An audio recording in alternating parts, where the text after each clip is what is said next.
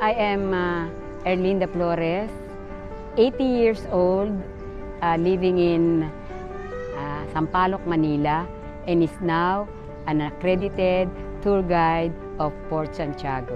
I saw this announcement of the National Commission of Senior Citizens that they have a pilot project regarding seniors. They are training seniors to become tour guide only if they pass several tests and interviews. But now, I'm very lucky kasi nga nakapasa ako sa lahat ng pagsusulit na binigay nila, pati mga training inatinan ko. Kaya natutuwa ako, masayang-masaya ako. Kasi dati, nasa bahay lang ako, pero ngayon, na kumikita ako, di ko naisip, at the age of 80, kaya ko pa pala na maglakad 45 to 1 hour walking tour telling the stories of our heroes dito sa Port Santiago, especially our national hero, Dr. Jose Rizal. Kaya makita ko nga yung offer na project ng NCSC, ay grabe it, I know. Sabi ko, ito talaga hinahanap ko.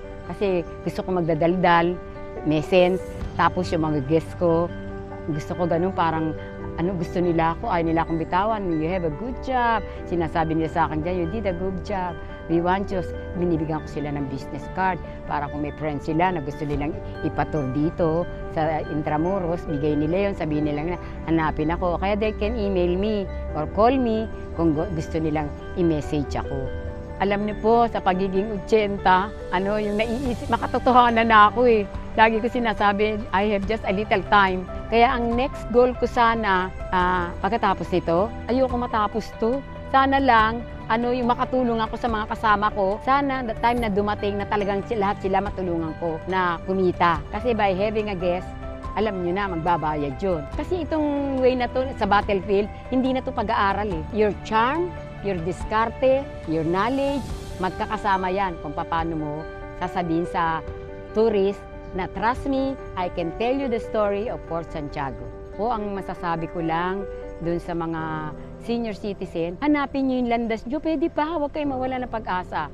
Kasi pag ito'y nagkaroon ng Project 2, i-grab nyo kagad kasi ina-announce naman nila kung kailan at saan kayo dapat kumuha ng mga form para ma-fill upan at subukan nyo. Huwag nyong maliitin ang sarili nyo kasi hindi naman napakahirap ang papagawa nila sa inyo dahil they are already considering na senior tayo. Lagi silang nandun sa part na yung hindi natin kaya, yung hindi dapat sa atin, hindi tayo pwede, nasa alang-alang nila yan. Gusto ko pong salamatan ang Department of Tourism at National Commission of Senior Citizens dahil sa ginawa nilang proyektong to, nagsanib puwersa sila. Siyempre kasama rin dyan ang lungsod ng Maynila dahil napakaganda. Hindi ko akalain na mabibigyan kami ng kasiyahan, hindi lang sa pagkita, pati yung Banggawa, meron kaming pinagkakaabalahan na masaya. Kasi sama-sama kami and nagsasalita kami, ang memory namin, nagagamit namin, hindi siya nagiging stagnant. Kasi every now and then, nag-aaral pa rin kami, nagre-review kami kasi misa may nagtatanong na guest, tungkol sa halimbawa hindi namin nasagot o kaya slightly namin nasagot, pinapag-aralan namin uli. Imagine, parang bumabalik kami sa aming middle age. Kaya tuwan-tuwa ako. Maraming salamat DOT, NCSC.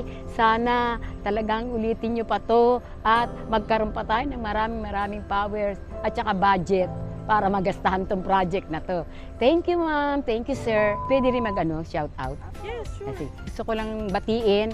Kasi dahil sa trabaho ko nito, naging very busy ako na gustong-gusto ko naman na wala na akong nag-green time. Kasi dati, sobra akong close sa Victorino Mapa High School, Batch 63. Lahat ng mga kaklase ko dyan sa US, Australia, Canada, and everywhere in the world. Sana pag umuwi kayo dito, patur kayo sa akin.